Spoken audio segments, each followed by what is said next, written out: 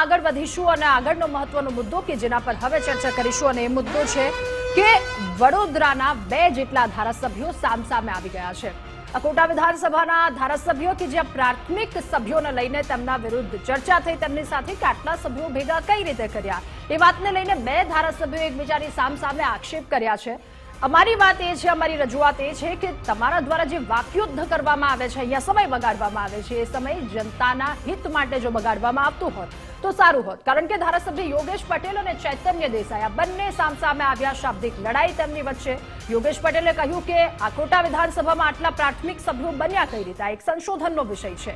અને સામે સ્નેહમિલન સમારોહમાં જવાબ પણ આપવામાં આવ્યો કે અમે અમારા બળથી અહીંયા આટલા સભ્યો ઉભા કર્યા છે અને સંશોધનનો વિષય એ છે કે તમારા દ્વારા જે વાતો કરવામાં આવી છે, તમારે ત્યાં સભ્યો કેમ ન બન્યા, વધુ સભ્ય બન્યા એ મારી આવડત છે। જો કે આવી આવડત વિશે આવા ધારાસભ્યો દ્વારા અહીંયા ચર્ચા કરાઈ। સૌથી પહેલી વાત તો એ છે કે આ 2 ધારાસભ્યોને જાહેર મંચ પર, આ બંને જાહેર કાર્યક્રમ હતા, કોઈ બંધ બારણામાં બેઠકો નહોતી થતી અને એમાં કદાચ એમના પક્ષની બેઠક હોઈને એમાં ચર્ચા કરતા હોય તો બરાબર છે। ચૂંટાયેલા 2 પ્રતિનિધિ મંચ ઉપરથી આ રીતની ચર્ચા કરે છે। અરે તમે ચૂંટાયેલા પ્રતિનિધિ તરીકે મંચ પરથી એકમેક પર એવા વાર કરતા હોત ને કે ભાઈ યોગેશભાઈ, તમે તમારા મત વિસ્તારમાં આટલા કામો કર્યા, તમે તમારા મત વિસ્તારમાં આટલા કામો કર્યા, એની કરતા મેં વધારે કર્યા, મારા કરતા તમે વધારે કામ કર્યા હોત તો જનતાના આ વાત નથી થતી, જનતાના કાર્યોની વાત નથી થતી, સભ્યો બનાવવાની, અને એમાં જાહેર મંચ પર એકબીજા પર વાર પલટવાર કરે છે। જોઈ લઈએ શું એમને એકબીજાને કહ્યું છે અને આ શું કરી રહ્યા છે।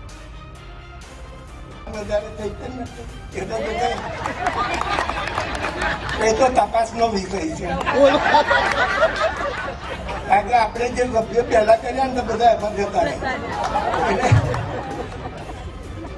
તપાસ કરવી પડે। પણ આપણે કઈ પેલા કાચુઓ ને સસલાની વાત જાણો છો ને, પછી આપણે એવું થઈ ગયું, આપણે બધા હુઈ ગયા ને કાચુઓ આગળ।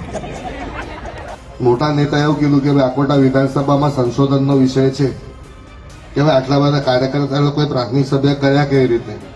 એવું વાત તો સાચી છે, સંશોધનનો વિષય છે, પણ સંશોધનનો વિષય એવો છે કે તમે તમારી પોતાની ચિંતા કરો કે તમારા ત્યાં કેમ નહીં થયા,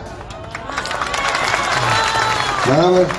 એમને એવું પણ ઉદાહરણ આપ્યું કે પેલા સસલાના કાચબાની રેસ, એક આના પેપરમાં આવ્યું કે નહીં ખબર નથી મને, પણ એનું બી ઉદાહરણ આપ્યું। તો મેં કહ્યું જો સાચું કરીને બતાવ્યું ને તો લોકોએ તો વાર્તાઓ સાંભળી આટલા વર્ષથી, કોઈ જોઈ છે રેસ?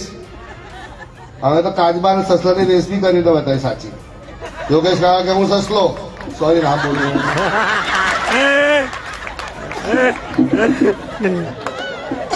કાકા કે હું તો સસલો, આ મારો બેઠો કે ધીરે ધીરે ધીરે કરીને પાસ થઈ ગયો। મેં કહું હા, એ તો અમારી આવડત છે, એવું અમે કરતા જ હોઈએ છીએ ધીરે ધીરે, પણ આગળ પહેલું આગળ સૌથી આગળ જવાનું। એટલે નામની સાથે આ વાકયુદ્ધ ચાલી રહ્યું છે અને ખરેખર જાહેર મંચથી આપવામાં આવતું આ વાકયુદ્ધ હાસ્યાસ્પદ છે। જનતાના હિતને લઈને અહીંયા વાત કરવાનો સમય છે, એ સ્ટેજ એના માટે છે। અમારી વિશેષ રજૂઆત મુદ્દાની વાતમાં હાલ બસ આટલું જ। વધુ સમાચારો માટે આપ જોતા રહો ગુજરાત ફર્સ્ટ। નમસ્કાર।